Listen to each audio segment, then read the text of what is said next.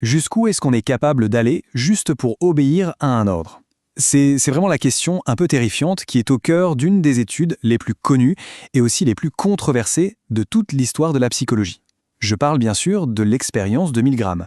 Et attention, parce que les réponses, elles risquent de secouer pas mal de nos certitudes sur qui on est vraiment. Alors, tout part d'une question. Une question vraiment, vraiment dérangeante. Une question qui hantait tout le monde, surtout après les horreurs de la Seconde Guerre mondiale.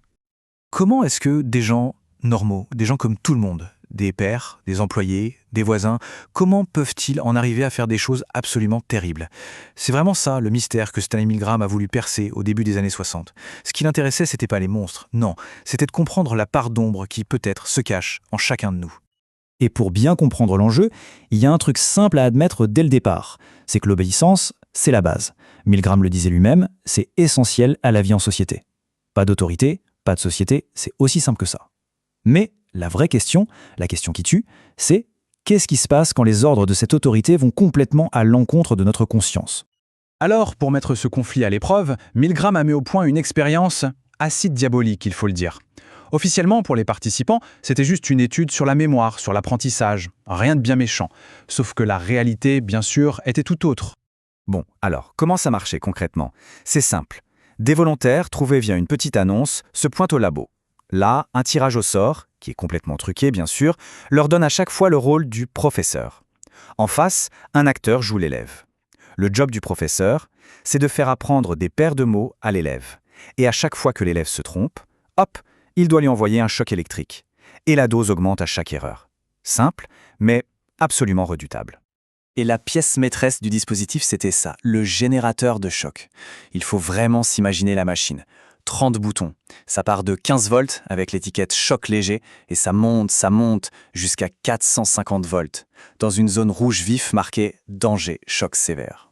Tout, absolument tout, était fait pour que ça ait l'air vrai et franchement angoissant. Et là, à 150 volts, l'ambiance change. D'un coup, pour la première fois, le professeur entend l'élève qui se plaint de l'autre côté du mur. Il dit qu'il a des problèmes de cœur. Là, ça n'est plus un jeu. Ce n'est plus abstrait. La souffrance, elle devient concrète. On l'entend. Ensuite, 300 volts. Et là, ce ne sont plus des plaintes, ce sont des cris. Des vrais cris de douleur, des supplications. « Sortez-moi d'ici, laissez-moi sortir !» À ce moment-là, l'élève arrête même de répondre aux questions. Il n'y a plus qu'un silence. Un silence pesant, angoissant. Le participant, lui, est en panique.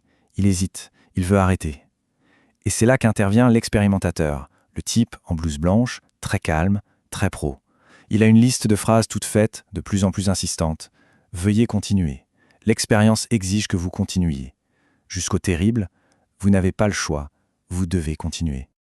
Le tout sans jamais hausser le ton, sans menace, juste le poids de l'autorité, froide, implacable. Et c'est là que tout bascule. Parce que ce qui va se passer, personne ne s'y attendait. Vraiment personne. Avant l'expérience, Milgram avait demandé à des experts, des psys, des psychiatres. Ils avaient prédit qu'à peine 1 à 3% des gens iraient jusqu'au bout. Une toute petite minorité de sadiques, en gros. Eh bien, ils se sont trompés. Mais alors complètement. Avant que je donne le chiffre, petite question. Honnêtement, quel pourcentage est-ce qu'on imaginerait?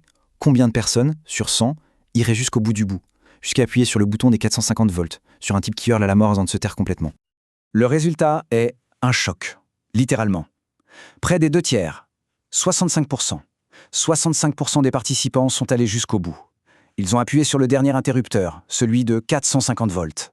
Ce chiffre a fait l'effet d'une bombe, pas seulement dans le monde de la science, mais partout. Et le point le plus important, il est là. Ces gens, ce n'étaient pas des monstres. Pas du tout. C'étaient des gens ordinaires, des ouvriers, des vendeurs, des coiffeurs, des cadres, bref, des gens de tous les jours. Des gens qui, le matin même, se voyaient comme des personnes tout à fait honorables. Ok. Mais alors, comment on explique ça? Comment c'est possible? Milgram, il ne s'est pas arrêté au constat, il a cherché à comprendre. Il a développé une théorie, un concept vraiment central pour expliquer ce mécanisme psychologique hyper puissant qui s'est joué dans ce labo. Il a appelé ça l'état agentique. C'est quoi? C'est un état psychologique dans lequel on ne se sent plus responsable de ses actes. On se voit comme un simple instrument, un agent qui exécute les ordres de quelqu'un d'autre. La responsabilité, elle est transférée à la personne qui donne les ordres. C'est le fameux « je n'ai fait que suivre les ordres ». Et les conséquences de cet état, elles sont énormes. D'abord, on arrête de penser la victime. Toute notre attention est focalisée sur l'autorité, sur le fait de bien faire ce qu'on nous demande. La morale, la conscience, tout ça est mis de côté. Ce qui compte, c'est de bien faire son travail. Nos propres valeurs, elles passent au second plan, écrasées par les ordres. Mais Milgram a voulu aller plus loin. Pour être sûr et certain que c'était la situation qui était en cause et pas un fond méchant chez les gens, il a refait l'expérience plein de fois, mais en changeant quelques détails à chaque fois. Et là, les résultats sont juste incroyables.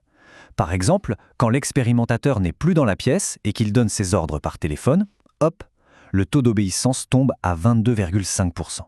Et encore plus dingue, quand le participant est avec 2 autres personnes, des acteurs en fait, qui refusent d'obéir et se rebellent, eh bien le taux d'obéissance s'effondre. On passe à seulement 10%. Ça prouve bien une chose, avoir des gens qui disent non avec nous, c'est un bouclier super efficace. Donc la conclusion de tout ça, elle est hyper claire. C'est que la situation dans laquelle on se trouve a un pouvoir immense, bien plus fort que notre personnalité ou nos valeurs morales. C'est une grande leçon d'humilité qu'on doit à la psychologie sociale. Bien sûr, tout ça ne reste pas enfermé dans un laboratoire. Les leçons de Milgram, elles résonnent encore très très fort aujourd'hui, quand on regarde comment nos sociétés fonctionnent. Milgram lui-même a résumé le danger avec une phrase qui fait froid dans le dos. Il parlait de la capacité de l'homme à abandonner son humanité dès qu'il fond sa personnalité dans une structure plus grande. C'est peut-être ça l'avertissement principal, celui qui ne vieillit jamais. On y pense 2 secondes. Dans une grande entreprise, dans une administration, dans l'armée, le travail est hyper divisé. Chacun fait sa petite tâche sans forcément voir le résultat final. On devient juste un maillon dans une longue chaîne. Et cette distance, elle rend beaucoup plus facile d'oublier sa responsabilité. C'est un peu comme dans l'expérience. C'est plus facile d'appuyer sur un bouton quand on ne voit pas directement la victime. Et on termine donc en revenant à la question de départ, mais avec un regard complètement différent maintenant. Quand une autorité nous ordonne de faire quelque chose qui va contre notre conscience, qui est responsable? Celui qui donne l'ordre ou celui qui obéit? L'expérience de Milgram ne donne pas de réponse toute faite, bien sûr, mais elle nous laisse avec une chose essentielle, le devoir de se méfier du pouvoir des situations et de toujours questionner notre propre capacité à dire non.